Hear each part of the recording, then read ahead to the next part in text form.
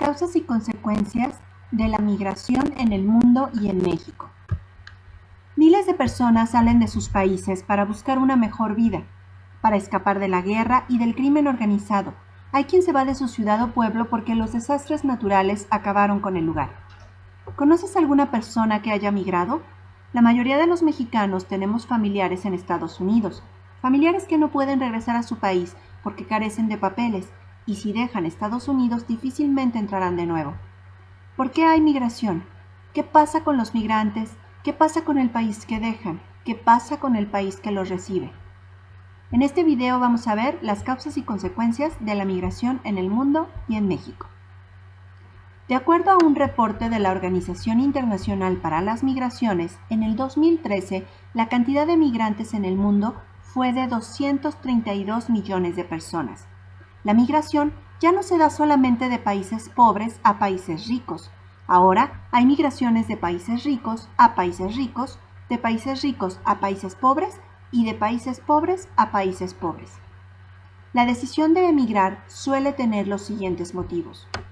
Factores económicos, por ejemplo, la búsqueda de una mejor oportunidad de trabajo y salario. Gobernabilidad, el mal gobierno, la corrupción y la carencia de servicios promueven la migración internacional.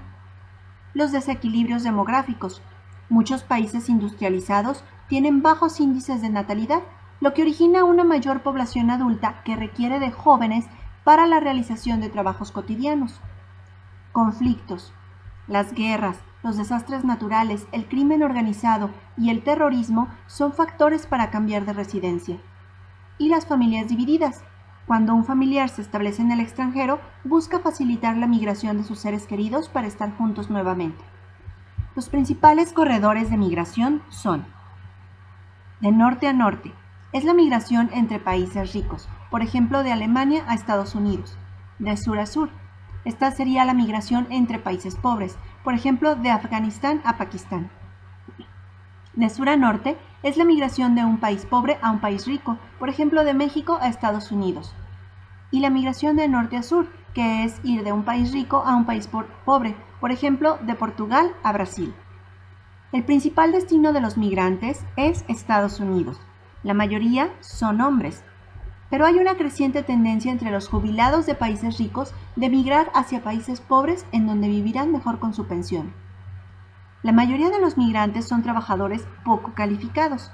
En el 2010 se enviaron remesas de Estados Unidos de América a México de 22,000 millones de dólares estadounidenses. Y la migración hacia China va en aumento. Los principales flujos migratorios en el mundo son México-Estados Unidos. La frontera entre estos dos países no es cruzada solamente por mexicanos, también por personas de países centroamericanos que buscan mejorar su calidad de vida en el país del norte. Europa a países vecinos. La violencia, el terrorismo y las guerras religiosas son la principal causa por la que se busca entrar a Europa de manera ilegal. Medio Oriente y Norte de África. La guerra ha provocado que inmigrantes busquen refugio lejos de la zona de conflicto. Las causas de la migración suelen ser persecuciones políticas, búsqueda de mayores oportunidades culturales, búsqueda de mayores oportunidades económicas, vínculos familiares, deseos de reunirse con la familia que está en el extranjero, guerras, terrorismo, terremotos, inundaciones y sequías. Algunas de las consecuencias de la migración son: para el país de migración, menos población, disminución de la presión sobre los recursos disponibles, inversión de las remesas de dinero enviadas, menos desempleo, envejecimiento de la población, disminución de los ingresos públicos, familias separadas y fuga de cerebros.